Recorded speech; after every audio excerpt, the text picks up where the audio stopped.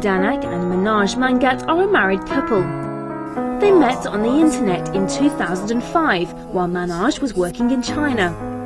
After he arrived back in India, the couple decided to marry. Soon after, they welcomed the arrival of their first child, Mahanish. However, the joy soon turned to heartache after their precious boy was diagnosed with a rare blood disorder called thalassemia. His condition meant that he would need to receive blood transfusions every month in order to live a healthy life. Desperate to find a cure, the couple travelled across India searching for an answer, but nobody could help. Then, in 2006, Manoj was offered a job in Guangzhou, the capital of South China's Guangdong province. So the young couple and their 7-month-old son went with him and settled into their new home. And it was then that something magical happened. When I came here, we had a friend who helped us locate a doctor at Nanfang Hospital, Dr. Chun Fu Lee, and we've known him since the time we have come here. And he was the one who recommended that, as a cure for my son's disease, we go in and have a second baby, and then we do a bone marrow transplant. Danak had worked as a doctor in India, so had some knowledge of the procedure Dr. Lee had suggested.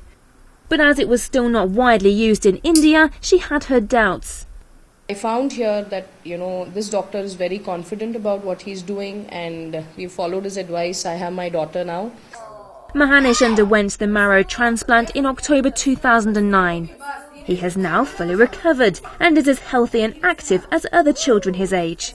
He now goes to school and particularly likes to play baseball. Danak's 5-year-old daughter, Masumi, prefers to dance. China has given Danak more than she ever hoped for. But I have a very special family here who are my neighbors, coincidentally. So I have a mama, papa and a jie, and they are like my Chinese family. I have Chinese parents in them. Their neighbours, a family from central China's Hunan province, have helped the Indian family through their difficulties. I've been very lucky, like I was telling you earlier, when my son was in hospital and he was having trouble. At such times, it is not always just money that you need. You need a very strong support system. And my mother was here from India, but apart from her, to help our family to get through such a difficult time, it was my Chinese family that has helped me. One of Danak's dreams is to gain Chinese citizenship, but it seems like an unlikely dream.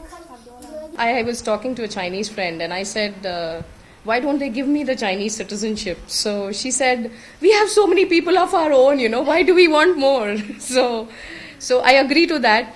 But I wish I could stay in China forever, because this is home now.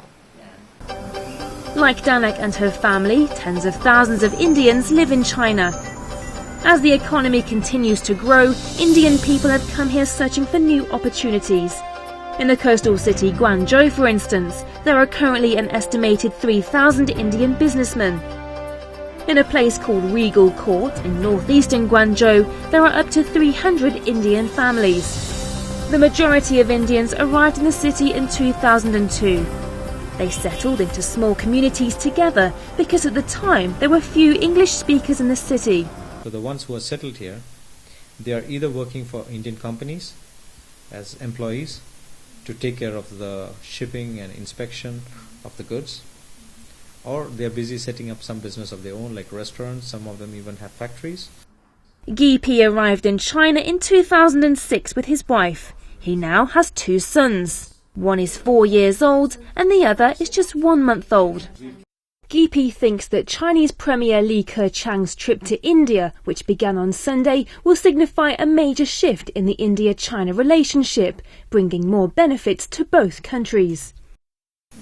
His trip to India will signify a major shift, I believe, where if the India-China relationship increases, it will be beneficial for both countries, because today both of us, the Indian and Chinese, share the biggest asset of all, which no other country has, is the human capital, where we have a lot of people, we have a lot of resources, and if we use it constructively for together and not against each other, it will be good for the world as a whole.